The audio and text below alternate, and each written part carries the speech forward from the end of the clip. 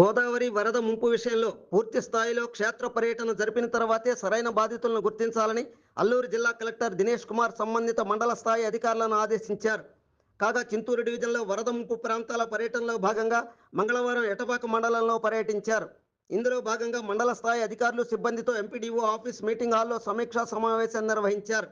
ఈ సందర్భంగా మండలంలో ముంపుకు గురైన గ్రామాలు, పునరావాస కేంద్రాలకు బాధితుల తరలింపుపై కలెక్టర్ తహసీల్దార్ శేఖర్ని ప్రశ్నించారు. దీనితో ఆయన తన వద్ద ఉన్న సమాచారాన్ని వివరించారు. అయితే తహసీల్దార్ ఇచ్చిన సమాధానానికి అవాక్కైన కలెక్టర్ వరద ఇంకా 3వ స్థాయి ప్రమాద హెచ్చరిక స్థాయిని చేరుకోలేదు, అలాగే ప్రధాన ముంపుకు గురయ్యే కోనవరం, విఆర్పురం మండలాల్లోనే అంతమంది బాధితులు లేరు, మీరిచ్చిన సమాధానంలో ఖచ్చితత్వం లోపించిందంటూ ఒకానొక దశలో అసహనం వ్యక్తం చేశారు. క్షేత్రస్థాయిలో తిరిగి కరెక్ట్ లెక్కలు ఇవ్వండి అంటూ తహసీల్దార్ని ఆదేశించారు. ఇలా ఉంటే కేవలం ఇండ్లు మునిగిన వారికే నిత్యావసర సరుకులు అందిస్తే ఎలా? గ్రామాల చుట్టూ నీరు చేరి ఉపాధి మార్గం లేని వారికి సహాయం చేయాలని సమావేశానికి హాజరైన మీడియా మిత్రులు కలెక్టర్కి తెలపడంతో పాటు సమావేశం అనంతరం కలెక్టర్ని కలిసిన ప్రజాప్రతినిధులు ఆయనకు విజ్ఞప్తి చేశారు. సమీక్షా సమావేశంలో జిల్లా కలెక్టర్తో పాటు పాడేరు జేసీ, చింతూరు, పాడేరు ఐటీడీఏల పీఓలు, ఎటపాక మండలాధికారులు, సిబ్బంది పాల్గొన్నారు.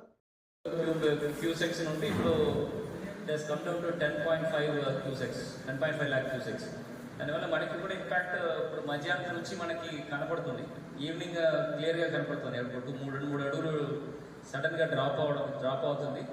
సో మనకి ఇప్పుడు దాకా ఏమైనా ఇంపాక్ట్ అయిందో అదర్ డివిజన్స్, ఎస్పెషలీ ఈ కూనవరం, విఆర్పురంలో దీనికి ఉన్న ఇంపాక్ట్ ఎక్కువ కనపడింది.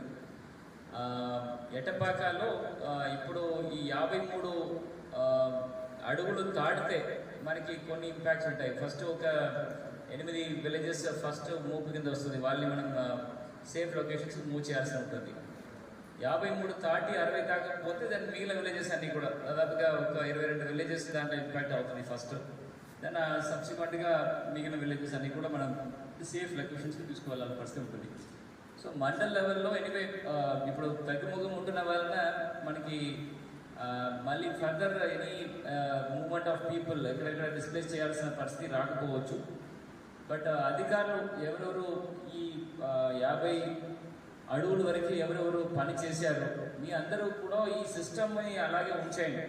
ఎందుకంటే దీంతో ఆగదు. అగైన్ మళ్ళీ వర్షాలు ఆగస్టులో ఇంకా తీవ్రంగా ఉంటున్నప్పుడు మళ్ళీ మనకి పైన ఉంటున్న ట్రిబ్యూటరీస్, కింద ఉంటున్న ట్రిబ్యూటరీస్, కింద అంటే ఇక్కడ సిలేరు, సబరి, ఓకే, ప్లస్ పైన అంటే మనకి ఉంటున్న ఇంద్రావతి, అక్కడ వేయిగంగా, ఈ పెద్ద ట్రిబ్యూటరీస్ అన్ని కూడా మనకి అక్కడ వర్షం ఎక్కువ పడితే దాన్ని పెద్ద ఎత్తున వార్తలు మరొకసారి రావడానికి వీలు ఉంటుంది.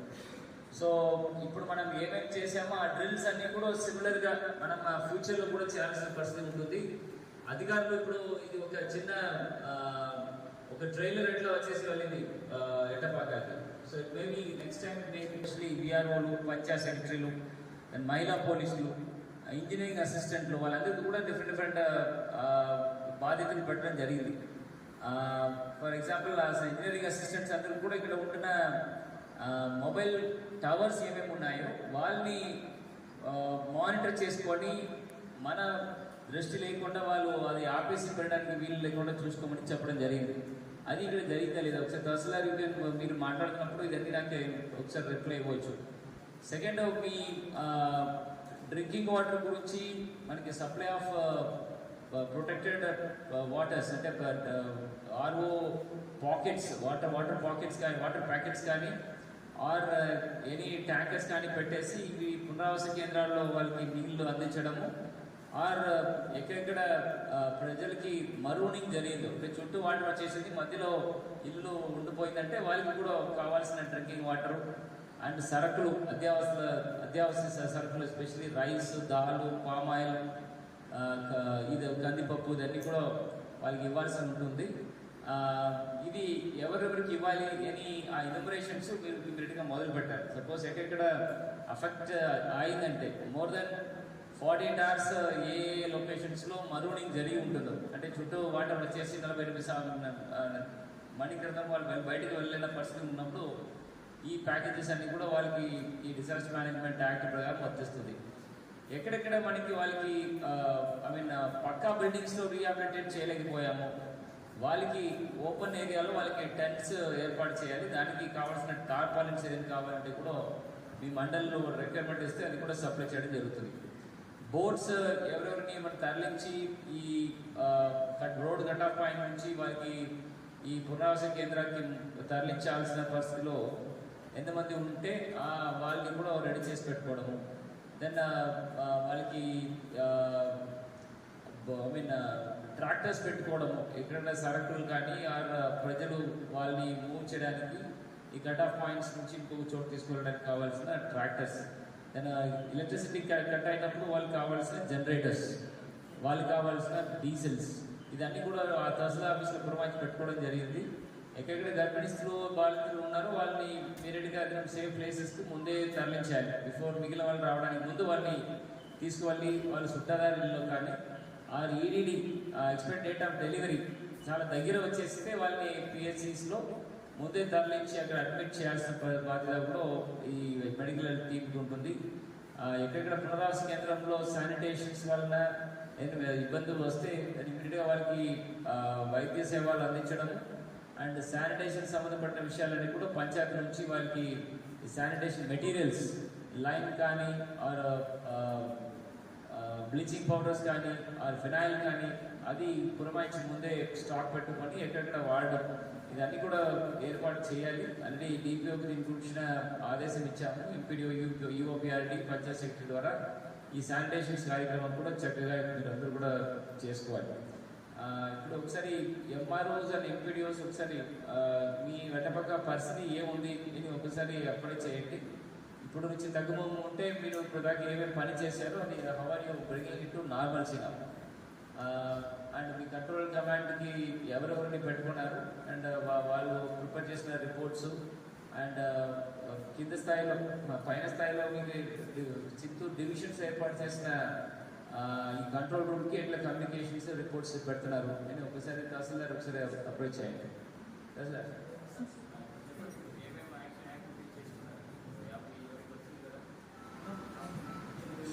మనకి ఎల్లా మండలం ఫ్రంట్ ప్రిపరేషన్లో 49 రిహాబిలిటేషన్స్ ఐడెంటిఫై చేశామండి.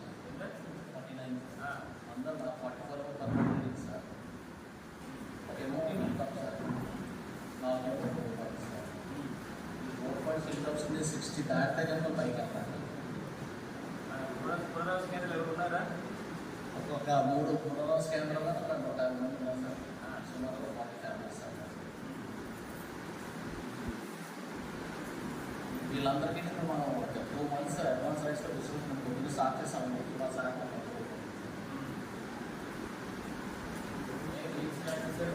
ఫీడ్నెస్ రైస్ వచ్చేసారు. రైస్ పార్టీస్ వచ్చేవారు ఎవరు పునరావాస కేంద్రం వచ్చేవారు వారికి కదా అభివృద్ధికి సంబంధిస్తున్నాం సార్. ఏ ఒక 29 విలేజెస్ ఉన్నాయి సార్. వాళ్ళందరికీ నీళ్ళు వచ్చేసిందా? రాలేదు సార్. మెజర్స్ ముందే ఇచ్చేస్తున్నాం సార్. విలేజ్ మళ్ళీ ఇబ్బంది అవుతుందని చెప్పేసి నేను స్టార్ట్ చేశాను. 27 అఫెక్ట్ అయ్యారు వాళ్ళకి ఆగస్ట్ జరగకుండా మీరు వచ్చేది వ్యాధులు సూచన చేయాలి. ఏదో ఆల్రెడీ ఇష్యూ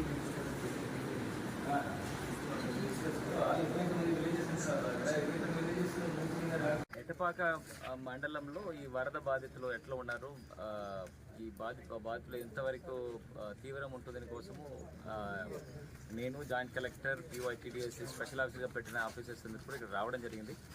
వచ్చి అధికారులతో మాట్లాడాము. ఇక్కడ ఉన్న ప్రజాప్రతినిధులతో కూడా ఇంట్రాక్షన్ చేయడం జరుగుతుంది.